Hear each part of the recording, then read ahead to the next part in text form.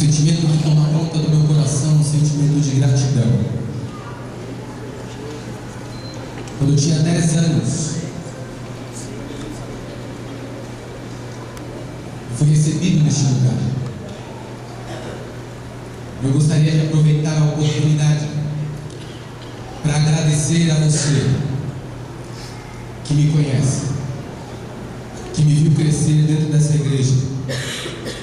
Eu quero agradecer a você do fundo do meu coração por ter feito parte da minha vida de uma forma direta ou indireta. Eu quero agradecer a você que me repreendeu, a você que me amou, a você que sorriu para mim. Eu quero que você entenda esta manhã que quando nós nos reunimos aqui, quando fazemos parte de uma comunidade chamada igreja, nós trabalhamos num projeto chamado Vida. Eu quero agradecer você do fundo do meu coração, porque se hoje eu sou alguma coisa, foi porque um dia você se importou comigo. Eu quero agradecer a cada pessoa que tem orado por mim, a cada pessoa que tem orado por minha família. Eu quero louvar a Deus por sua vida esta manhã. Hoje, quando eu acordei, eu disse no espelho: você nasceu para vencer. E graças a você, hoje eu estou aqui. Quero agradecer aos adversários que a gente tem durante a vida, inevitavelmente, aos inimigos e também aos amigos, porque são eles quem fazem a total diferença na nossa vida. Obrigado por você que conhece a minha história. Eu cresci dentro das paredes dessa igreja. Hoje eu tenho 32 anos, apesar de não parecer, né? Eu vi as paredes dessa igreja crescer. E eu agradeço a você do mais profundo do meu coração. Obrigado, porque um dia você participou da minha vida e da minha história. Amém? Amém. Mas basicamente eu gostaria de oferecer toda a minha gratidão a duas colunas fundamentais que eu não posso começar o culto sem antes agradecer essas pessoas. Em primeiro lugar, duas colunas. Eu quero agradecer a Deus pelo clube de desbravadores dessa igreja. Eu quero agradecer a você que foi meu conselheiro, a você que foi meu mestre, a você que foi o meu diretor. No clube eu aprendi muitas coisas. Eu quero fazer um apelo ao coração de todos aqueles que fazem parte do clube de desbravadores. Vivam cada minuto como se fosse o último. Vivam cada segundo, cada momento de alegria e tristeza como se fosse a última, porque isso vai passar. A outra coluna que eu quero agradecer é a minha família. Irmãos, eu louvo a Deus pela vida da minha mãe e do meu pai. Um dia o rapaz chegou para mim e disse assim: a sua família não tem solução. Hoje eu posso ver a minha mãe adventista aos 7 dias. Hoje eu posso ver as minhas irmãs adventistas. Hoje eu posso ver meu pai sentado aqui. A sua família tem jeito, sim. A minha tem jeito. Eu quero agradecer a minha mãe e ao meu pai esta manhã. Gravem isso. A coisa mais importante que tem é a comunidade cristã como família. E o teu filho, a tua esposa, o teu marido, valorize isso. Graças a Deus, a minha mãe, mesmo sendo descrente, meu pai, mesmo sendo descrente, um dia falou assim: você vai na igreja. Eu louvo a Deus porque hoje eu sou um homem de bem, graças ao clube de desbravadores e graças a minha mãe e meu pai. Eu amo vocês. Amém? Deus abençoe a todos. Vamos orar. Maravilhoso Pai, nós te agradecemos porque é um momento de vitória, é um momento de alegria. Talvez algumas pessoas não compreendam, mas eu te louvo por estar aqui. Te louvo porque um dia pessoas me instruíram a fazer a melhor escolha. E para glorificar o teu nome, hoje eu sou um servo teu. Peço que o Senhor cuide de nós, de cada um esta manhã. Que o teu Espírito fale aos nossos corações de uma maneira toda especial. Em nome de Jesus, que ao abrirmos a tua palavra, os nossos corações sejam abertos com ela, para que recebamos o poder que há de nos libertar esta manhã. Em nome de Jesus nós te agradecemos. Amém. Um bom dia a todos. Para mim é um privilégio muito grande estar com você aqui esta manhã. Você que é a nossa visita, o nosso amigo que está assistindo pela internet. que você sinta muito bem recepcionado na casa de Deus. Quando eu comecei a assistir esse vídeo, eu lembrei do texto de 1 Pedro, que diz mais ou menos assim, que o diabo, ele está como um leão, rugindo e nos rodeando, procurando alguém que possa destruir. E esta manhã, ao vir para cá, eu tenho certeza que mesmo se você não tenha visto, o leão ele está a te perseguir.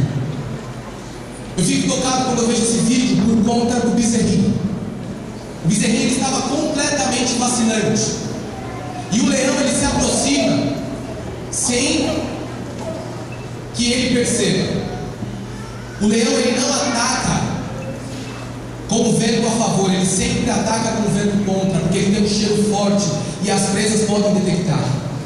Eu não sei se você prestou atenção, mas quando ele chega perto, ele dá uma agachada. O bezerrinho vira as costas. E onde ele pega no bezerrinho? Onde ele pega? Por que no pescoço? Por que no pescoço? Porque eu não sei como, mas ele sabe que no pescoço é o ponto vital. Ele não ataca nas costas, ele não ataca nas pernas, ele ataca onde ele sabe que o objetivo será eficaz. Nós temos um inimigo a ser vencido.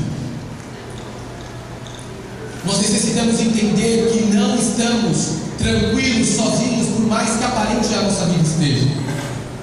E a sensação que eu tenho é que muitas vezes nós estamos nos encontrando cegos com relação a esse texto vivo que nós acabamos de ver. Eu gostaria de convidar você esta manhã a meditar sobre algumas coisas muito importantes para nós como igreja. Abra sua Bíblia no livro de Marcos, no capítulo 10. Marcos, no capítulo 10. Nós vamos meditar um pouco sobre essa dificuldade que nós temos de enxergar algumas coisas que são fundamentais para a nossa vida. Marcos, capítulo 10. Todos encontraram, amém? Marcos 10, verso 46, nós vamos ler. E na minha Bíblia está escrito assim: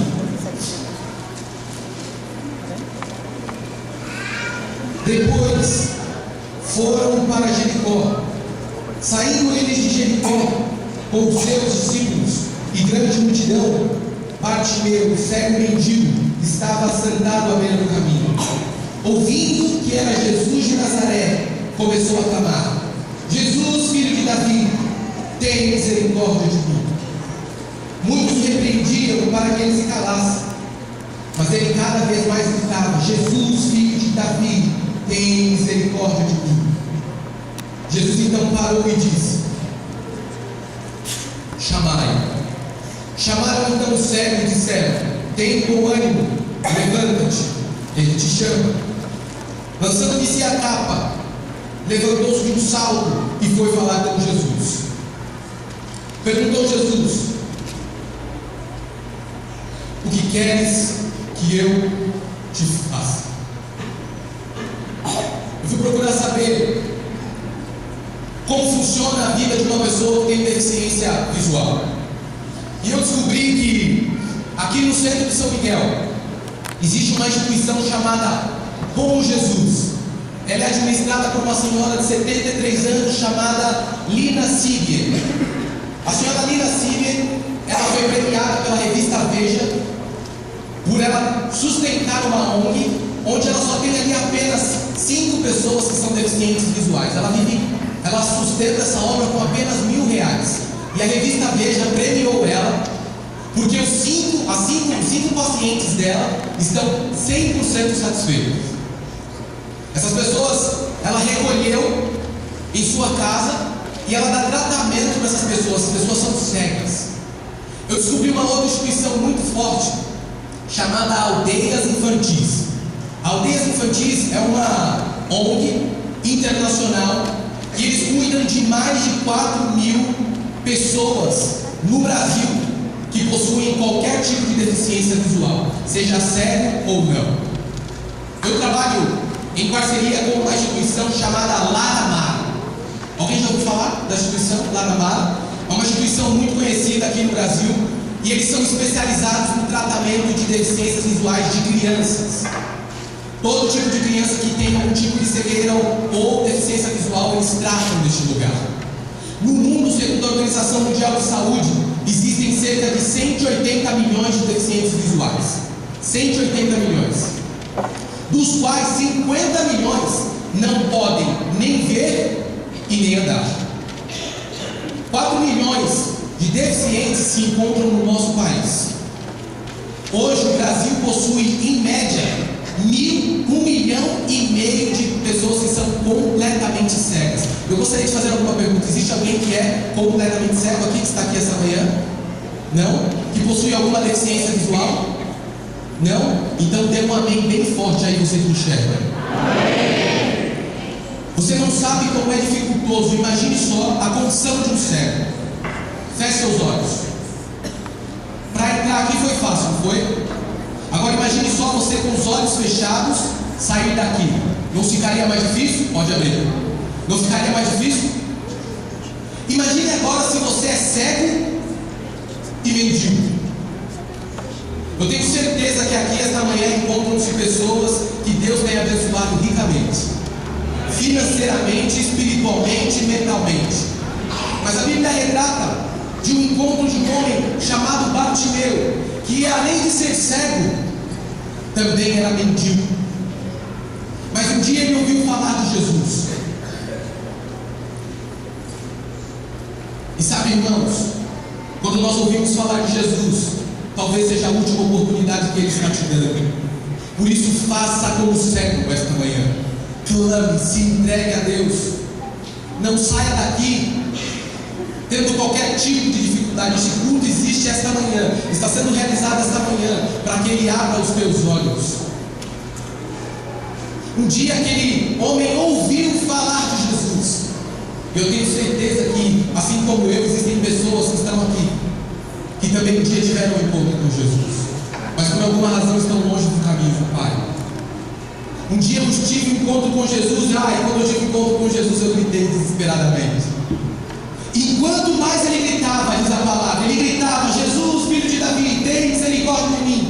Diz que a multidão que impedia ele de enxergar a Jesus fazia o quê? Cala-te. Cala-te. Mas diz que cada vez que ele era repreendido, o que ele fazia? Clamava mais alto. E enquanto ele clamava, Jesus ouve a voz do clamor. Jesus ouve a voz do teu clamor.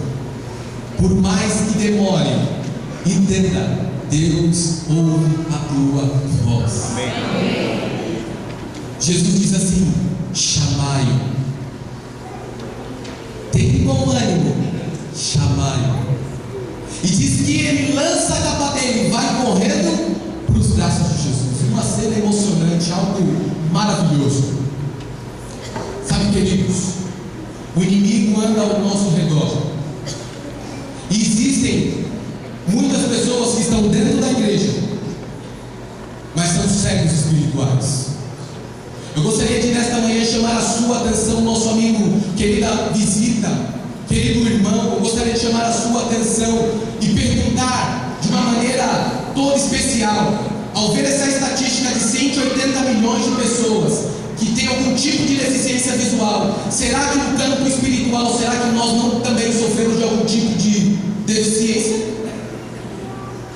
Será que esta manhã existe alguém que está cego espiritualmente? Eu separei algumas coisas e eu gostaria de compartilhar isso aqui com vocês. Irmãos, uma das coisas mais importantes que existem no mundo é a família. Abra sua Bíblia no livro de Deuteronômio 12. Livro de Deuteronômio 12. Deuteronômio capítulo 12. Querido, a sua família é a coisa mais preciosa que existe no mundo. Não existe nada mais precioso do que a sua casa, do que a sua esposa, do que os seus filhos. E olha só o que diz a Bíblia em Deuteronômio capítulo 12, no verso 31. Assim não farás ao Senhor, o teu Deus, porque tudo o que é abominável ao Senhor diz, é que Ele aborrece. Fizeram eles aos seus deuses, até os seus filhos e as suas filhas queimaram no fogo aos seus deuses.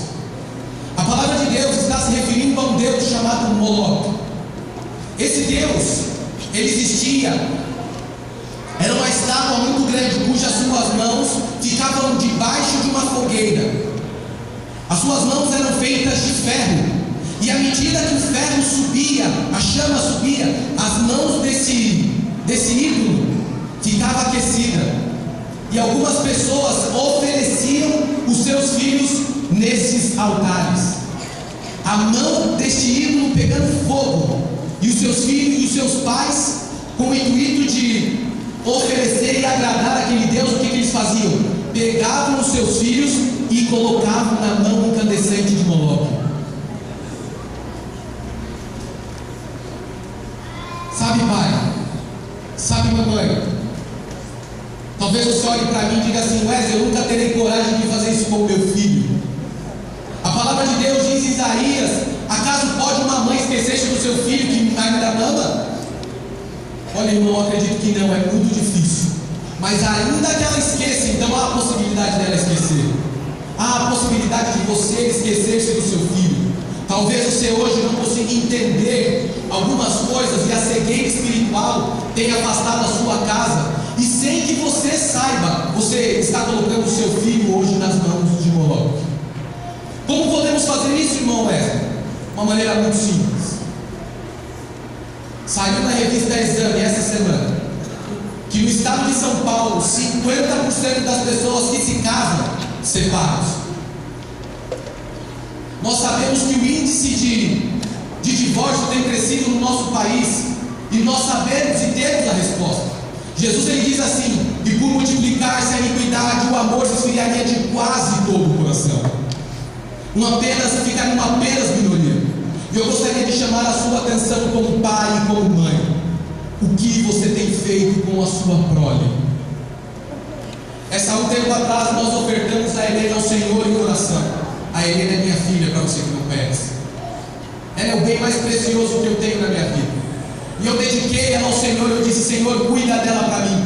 Eu gostaria de chamar a sua atenção como pai e perguntar: o que você tem feito do seu filho? A palavra de Deus diz que os filhos são a herança. Eu quero convidar você a refletir em nas mãos de quem você tem entregado o seu filho.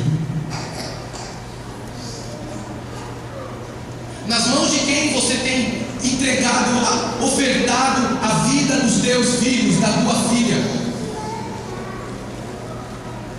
Pergunte para um professor da escola sabatina das crianças. Pergunte para os professores dos juvenis, dos adolescentes, dos aventureiros, se os professores que não passam uma hora com essas crianças, elas não sabem como é o lar, o teu lar. Todo 13º pode reparar, eu não sei como que é aqui, mas vem as crianças cantam e no final vem a líder dos infantis e ela diz assim: pais, por favor, comprem a lição para as crianças, estudem a Bíblia com as crianças, estudem a palavra de Deus com os teus filhos, eles precisam de poder espiritual. Quantas vezes nós já vimos isso daqui da frente? Querido, não tem segredo. Aquilo que você plantar, você vai colher. Se você planta espiritualidade na sua casa, 70% das famílias adventistas dizem, uma pesquisa da revista Adventista, 70% não fazem culto familiar. Saímos desesperados a cada manhã em busca do dinheiro. Saímos desesperados em busca de emprego, em busca de prazeres. Muitas vezes rejeitamos os nossos filhos. E eles ficam muitas vezes sem a nossa intercessão. Sabe, querido papai, querida mamãe, eu quero rogar o seu coração. Hoje eu, como um pai, entendo a função que tem esse cargo pesado. Devemos orar pelos nossos filhos, irmãos. O diabo anda ao redor. Cada vez que eu saio, eu tenho medo. Eu oro já pensando que não vou voltar, porque os dias são maus. Os nossos jovens são provados dia após dia. Fora da igreja? Não, muitas vezes dentro da igreja.